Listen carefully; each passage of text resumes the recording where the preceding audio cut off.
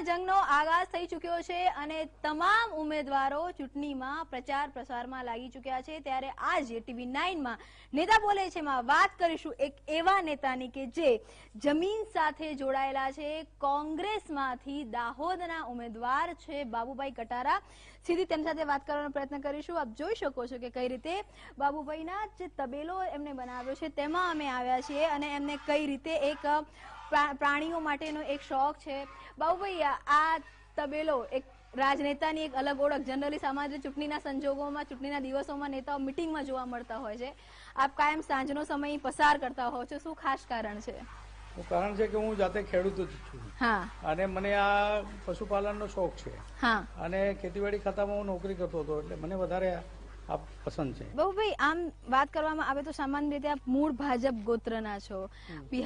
અટલ બિહારી વાજપેયીજીના સમયમાં આપ સાંસદ પણ રહી ચૂક્યા હતા, તો અચાનક કોંગ્રેસનો હાથ પકડી લીધો આપે, કેમ કે આપના પુત્રને ટિકિટની વાત હતી, ટિકિટ નહોતી મળી, તો શું લાગી રહ્યું છે કે કોંગ્રેસમાં માત્ર જે વિસ્તાર છે આ દાહોદ જિલ્લો છે, આદિવાસી જિલ્લો છે, આદિવાસી જિલ્લાની અંદર કેટલાક જે વનબંધુ કલ્યાણ યોજનાની અંદર મોટી મોટી વાતો કરીને 15,000 કરોડ અને 40,000 કરોડ અને એવી મોટી વાતો કરીને હથેળીમાં ચાંદ બતાડીને આદિવાસીઓને છેતરવાનું જે એ કર્યું। અને બીજા નંબરે શું છે કે આદિવાસીના દાખલા ઓલરેડી બિન આદિવાસી જે છે એને આદિવાસીના દાખલા આપ્યા રૂપાણી સરકારે।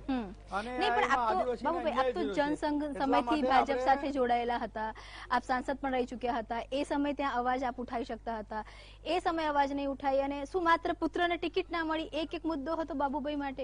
એવું કશું નહોતું। રાજનીતિ હોય તો જ આપણે જીવી શકીએ એવું છે જ નહીં, સત્તા હોય તો જ જીવી શકીએ એવું છે જ નહીં, પણ આપણે જે મારા સમાજને અન્યાય થયો હતો એ સમાજના અન્યાય સામે મને ભારોભાર દુઃખ હતું કે ભાઈ આ રીતે સરકારમાં હોવા છતાં પણ હું મારા સમાજની નેતૃત્વ કરતો હોય અને સમાજનું કામ કરતો હોય અને મારું જો એ લોકો નહીં સાંભળતા હોય અને સમાજને અન્યાય થતો હોય તો મારે ત્યાં રહેવાની જરૂર નથી, એ વિચારે હું ભાજપ છોડ્યું છે। તો ક્યાંક સાંસદની ટિકિટ કોંગ્રેસ આપશે એવી આપને અપેક્ષા હતી? બિલકુલ અપેક્ષા નહોતી। આ તો આપણી કામગીરીના કારણે અને એના કારણે પાર્ટીએ નક્કી કર્યું, 14-15 ઉમેદવારોએ ટિકિટ માંગી હતી, પણ સમય સંજોગો એવા આવ્યા કે પાર્ટીએ જે વિવિધ સર્વે દ્વારા એટલે કોંગ્રેસે પણ આયાતી ઉમેદવારને ટિકિટ આપી દીધી છે, પિતા પુત્ર। જો કે કોંગ્રેસમાં એવું કહેવામાં આવે છે કે ટિકિટો મળતી હોય છે, પિતા પુત્ર બંનેને કોંગ્રેસને ટિકિટ મળી છે। એ લોકો સર્વે કર્યું અને સર્વેની અંદર એમને એવું લાગ્યું કે હવે જીતી શકે એવા ઉમેદવારને, હંમેશા ચૂંટણીના રણ મેદાનમાં જયારે ઉતરતા હોય ત્યારે જીતી શકે એવા ઉમેદવારને જ ટિકિટ આપવી જોઈએ અને એમના સર્વેમાં એવું આવ્યું દરેક દ્રષ્ટિએ અને દરેક એંગલથી, દરેક એજન્સીથી, ત્યારે ઓલરેડી આપણે ટિકિટ મળી છે। બાબુભાઈ, આપની તલવારમાં ધાર નીકળી રહી છે, કહેવાય છે કે ધાર જેટલી મજબૂત હોય એટલી જીત અને જંગની અંદર જીત થાય છે। બાબુભાઈની ધાર પ્રજા પર કેટલી મજબૂત છે? મને જો કે તલવારનો પણ શોખ છે અને તલવાર હું ઓલરેડી આમ ફેરવી શકો છો, ફેરવી પણ શકું છું। આ બધા છો બધા જમવાનું બરાબર મળે છે? કઈ તકલીફ? રમો હો બધા બરાબર? રમવાનું મજા આવે છે ને?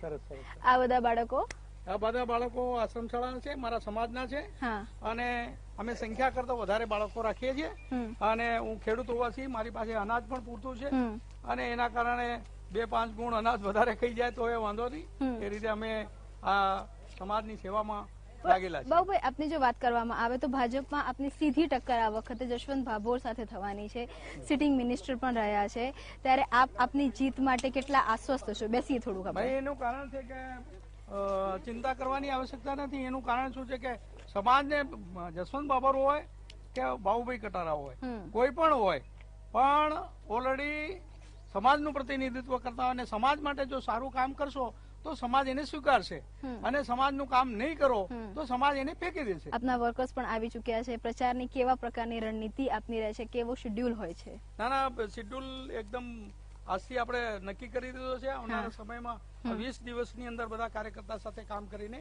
આપણે 100% જીત હાંસલ કરીશું।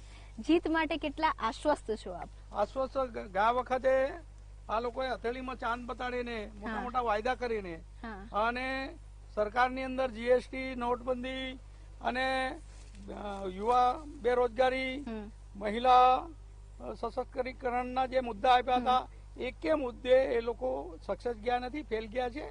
એના કારણે અમે એ મુદ્દા લઈને પ્રજા વચ્ચે જઈશું અને પ્રજા ઓલરેડી આજે કોંગ્રેસની સાથે છે અને કોંગ્રેસ 100% જીતશે. ગયા વખતે એ લોકો 2,25,000 લીડથી જીત્યા હતા, પણ આ વખતે કોંગ્રેસ 3,25,000 લીડથી જીતશે. આપ આપની બેઠક માટે કેટલી લીડ છે, લીડના આશ્વસ્ત છો આપની બેઠક માટે? 3,25,000 લીડથી અમે જીતીશું અને એ પ્રજા બોલે છે, હું નથી બોલતો. હું પ્રજાના અવાજને તમારી આગળ પ્રદર્શિત કરી રહ્યો. ગુજરાતમાં 26 માંથી કેટલી સીટો પર કોંગ્રેસ હશે, શું લાગી રહ્યું છે? કોંગ્રેસ 100% સાચી વાત કરવાની 15 થી 17 સીટ આવશે, એમાં કોઈ શંકા કરવા જેવી બાબત નથી. સર્વે ગમે તે કહેતું હોય, પણ આ વખતે વાતાવરણ સારું છે અને સરકાર બને એવું વાતાવરણ છે અને ગુજરાતમાં એ લોકો ગમે એટલા દમપછાડા કરે પણ 110%, 50% સીટો આવશે. એટલે પંજાના હાથ સાથે લોકો જશે, 100% જવાના. ખૂબ ખૂબ આભાર અમારી સાથે વાત કરવા માટે. તો આ હતા દાહોદના કોંગ્રેસના ઉમેદવાર કે જેમનું સ્પષ્ટ માનવું છે કે જીત નહીં પરંતુ લીડ 3 લાખની ઉપર આવશે અને તેની સાથે જ કોંગ્રેસ ગુજરાતમાં માત્ર ખાતું ખોલાવશે પરંતુ 15 સીટો ઉપર પ્રજા પંજાની સાથે જશે. જોકે જીત કોની થશે અને હાર કોની થશે એ તો જે ચૂંટણીના પરિણામો છે તે જ બતાવશે. આજ માટે આટલું. દેશ અને દુનિયાની ખબરો માટે જોતા રહો TV9.